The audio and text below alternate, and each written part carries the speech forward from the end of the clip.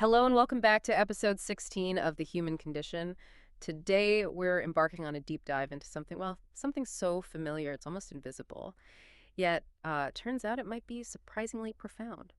It could actually shift how you view your whole day. We're digging into the unexpected meaning hidden in our most mundane, everyday actions. And we're drawing some really fascinating insights from a source called The Elegance of the Left Shoe. Now, the basic idea here is, I think, wonderfully relatable. It's about the author's lifelong habit, almost unconscious, of always putting on their left shoe first. Always.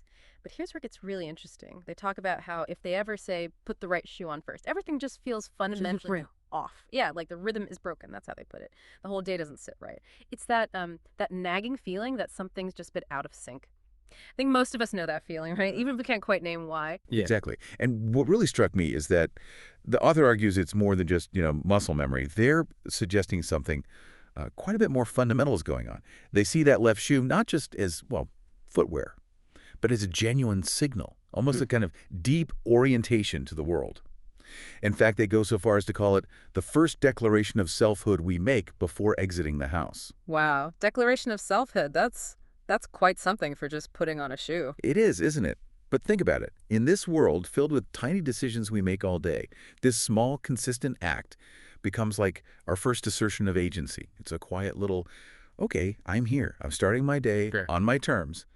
It says a personal rhythm. That really does frame it differently. And the source digs into other things too, doesn't it? Is it just we have all these other sort of invisible preferences, these default stances, like do you dry your face first or your chest after a shower? For me, face first, always, no hesitation. My brain just expects it that way. Right. Or which bit of the sandwich do you eat first? The corner, the middle. Or which earbud, left or right, these little things. Yeah. And the source calls these our earliest votes, these tiny, almost automatic choices.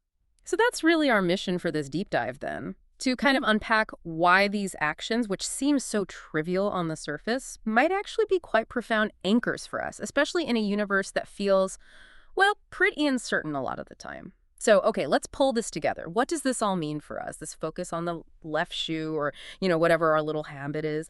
The core insight seems to be that these consistent, almost ritual-like actions, they aren't just quirks. They're not trivial. No, not at all. The author calls them a reliable beginning, like a quiet internal nod that says, I've been here before. I know how to begin.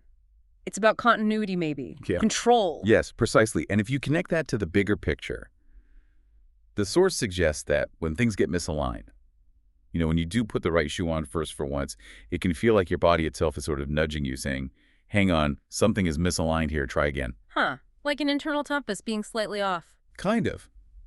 And it makes you think, doesn't it? We often look for big signs, grand gestures, dreams, major life events.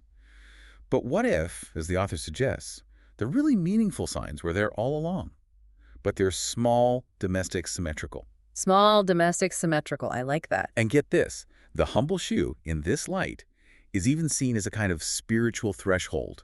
Not necessarily religious, you understand, but that personal transition point. Right, inside to outside, from private self to public self. Exactly.